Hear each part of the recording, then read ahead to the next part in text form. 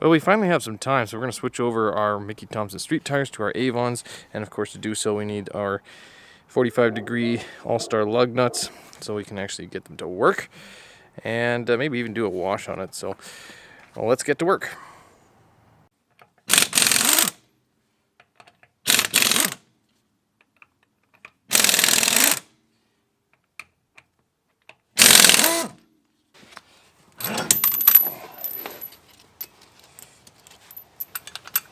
Unilugs, they suck.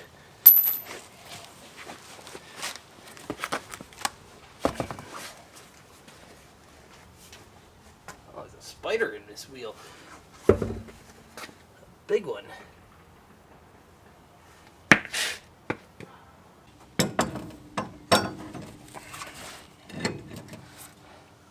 So quick note, these lugs take a 1 1/16 socket, so I'm glad I have one.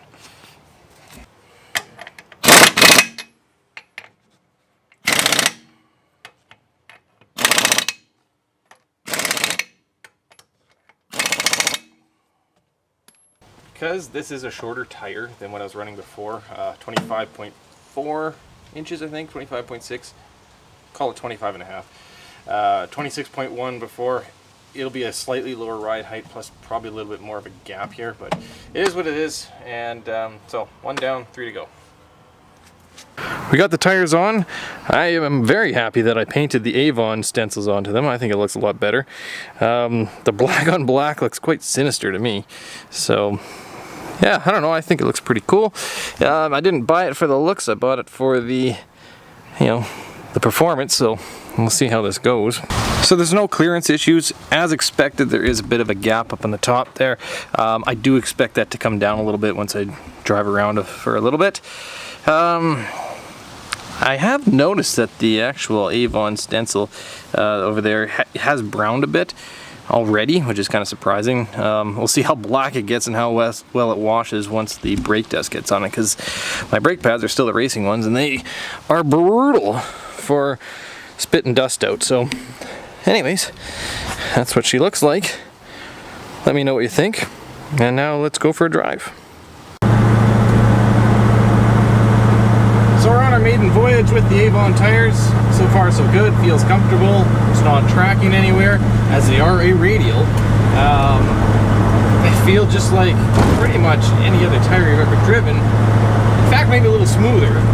They're quiet, which is nice. I mean, mind you, I haven't taken up any speed, but so far so good. Of course, I'm not even going to come close to putting, enough G-forces into it to really test the performance. But, that'll have to wait for a track day. Speaking of track days, I do have a bit of an issue going on, which is kind of big, which could put my end to the season. My transmission has a crazy vibration, particularly at higher speeds. In fact, I'm going to show you here in just a second. And it has me a little worried. So, for a vibration to be in here, it could be a couple things. It could be the flywheel, it could be the clutch, bell housing alignment, it could be the drive shaft, it could be something in the transmission or the shifter or even the diff. There's so many variables that it could be. I'm not really sure, and the last thing I want to happen is a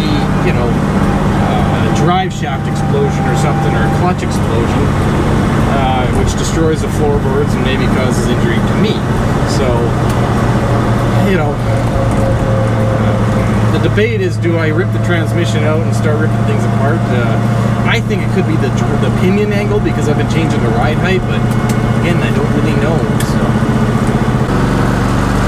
hear that? That is not good. This vibration, which is about 60-70 miles an hour, has been getting progressively worse, and it might shut me down for the season. A vibration like that is pretty extreme, and it definitely doesn't give me any confidence to drive all the way like this to the racetrack and back. So is my season over? I don't really want to drive down to the track with that kind of vibration, not let alone going flat out at 100+ miles an hour, just at the risk of, you know, losing a drive shaft, or even worse, a transmission or a diff. So the debate is, do I spend the last little bit of summer that I have driving around, enjoying the car as much as I can, you know, at relatively low speeds, or do I, you know, throw the car up in the jack stands, pull the transmission in, and see if I can find some?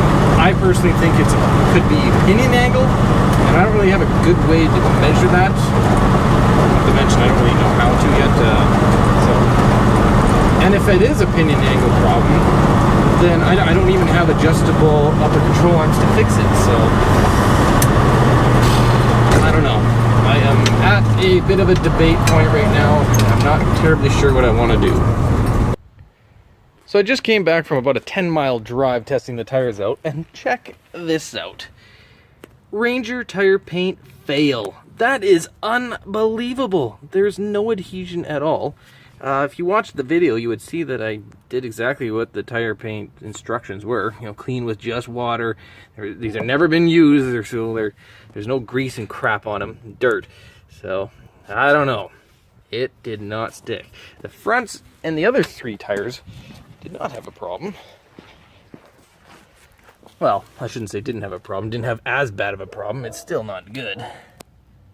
But, yeah, I don't know what happened, but all I can say is I am not impressed since it took that long to do it. Tires, very good. Like the tires. They didn't get hot enough to create any kind of, you know, stickiness, so not hot enough to be sticky, so they didn't pick up any rocks, which is good. Feel good. So, good news, bad news, and as usual, thanks for watching.